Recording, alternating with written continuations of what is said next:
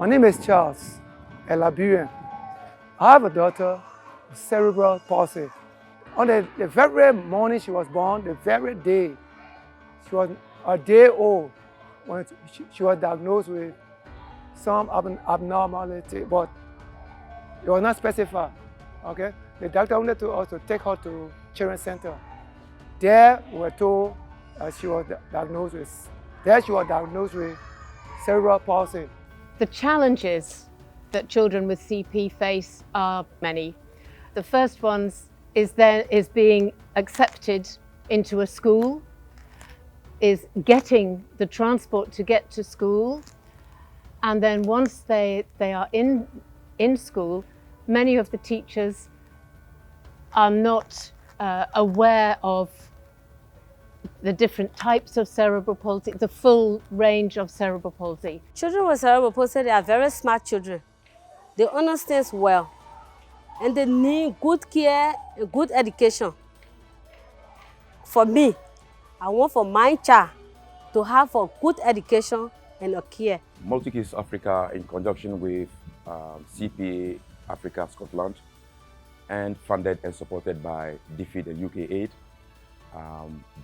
give some funds to CPA Africa to, if you like, create the atmosphere where children with CP will be able to access education and be able to have various assistive devices to help them in the classroom.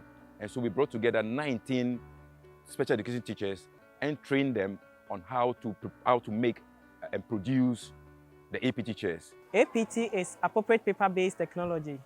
We use cardboards, newspapers, and cement papers to develop assistive device for children with cerebral palsy. The APT, we make chairs, we make standing frames, and even I have a board with me here, which is a communication board, which was made by using the APT technology. After the APT course as a trainee, I'm going back to WA in order to share my ideas and skills I've learned through the training in order to help other special needs teachers, health workers such as physiotherapists, individuals with special needs, and community members who also develop these skills in order to help children with special needs.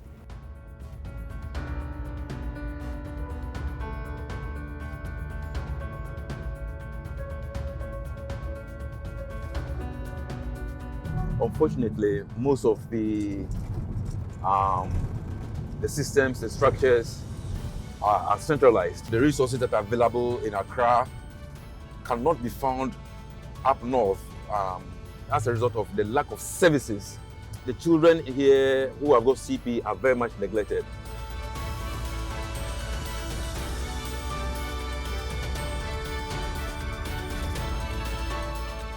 My expectation is to meet fellow special educators in the school, the head teacher, non-teaching staff, and discuss everything that has to do with cerebral palsy and how we can enable children with cerebral palsy to be enrolled in education as well as the health sector.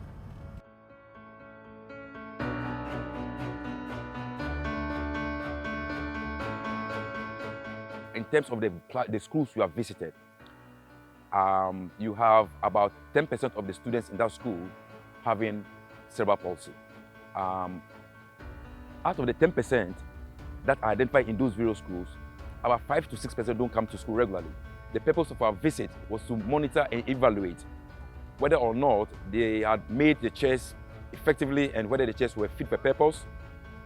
We identified some children who we fitted with the chairs. We inspected the chairs that were made by some of the teachers, and we deemed them to be fit for, some of them to be fit for purpose. Some of them, my APT expert Patrick helped them and made suggestions as to how to improve the chairs. Looking at that chair, in terms of handwriting and that of drawing, if there is a little bit agitation that they can do it so that you put the legs comfortably, so that when she's drawing, the paper cannot move. Israel is making the device for a child with CP with level 4.